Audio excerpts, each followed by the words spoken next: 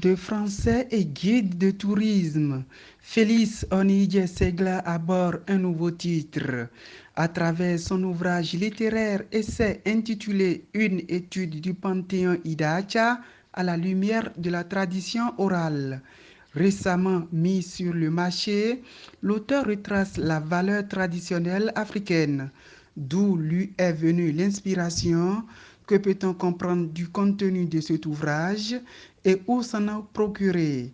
Suivons ici l'écrivain Félix Onidje-Segla au micro de Gildas Odjumani et de Aurélien Badiou. Je suis Félix Onidje-Segla, enseignant secondaire, guide touristique, acteur culturel, je suis également chercheur. L'idée d'écrire un essai, c'est juste pour montrer que l'homme noir renie ses ancêtres et les accuse de tous les maux. Nous avons également des préjugés avilissants qui ont terni l'image de l'Afrique et surtout de ce que nous disposons comme valeur culturelle. Lorsque les gens entendent parler de vaudou, ils pensent que c'est le mal. L'objectif, la logique est de montrer que lorsqu'on parle de vaudou, c'est le monde des inconnus, c'est le monde des invisibles.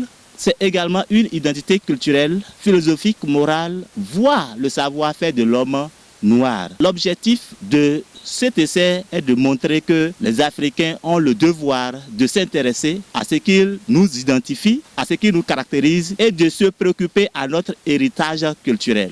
À travers une étude du panthéon Idacha à la lumière de la tradition orale, j'ai fait une étude syncrétique de ce que nous avons comme divinité. Alors, lorsqu'on parle de Tolegba, lorsqu'on parle de Hebioso, lorsqu'on parle de Sakwata, lorsqu'on parle de Ocha, lorsqu'on parle de Toros, lorsqu'on parle de Améré, il y en a qui prennent toutes ces choses comme des futurités.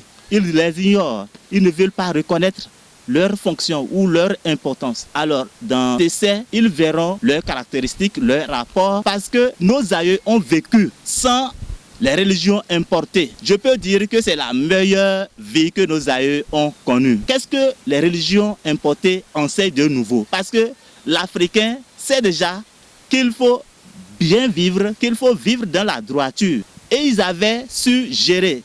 Quand ils avaient des ennuis de santé, ils se confiaient à la nature et aux dieux. Si aujourd'hui, on nous oblige à tourner dos à ces choses, et si également aujourd'hui, nous constatons ces dérapages, nous constatons ces cas de déviance, nous constatons les maux qui minent aujourd'hui le développement de l'Afrique malgré l'apport des religions importées. Je me pose la question, est-ce qu'il n'y a pas de soucis?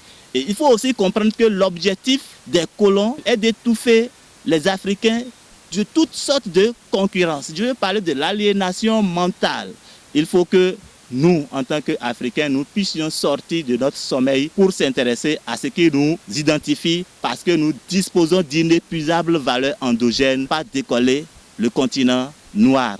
Parce que l'Afrique est le berceau de l'humanité et je compte sur nos valeurs endogènes. Elle restera le repère du monde grâce à ces valeurs endogènes. Retrouvez l'essai, il suffit de me contacter moi-même au 61 13 81 83.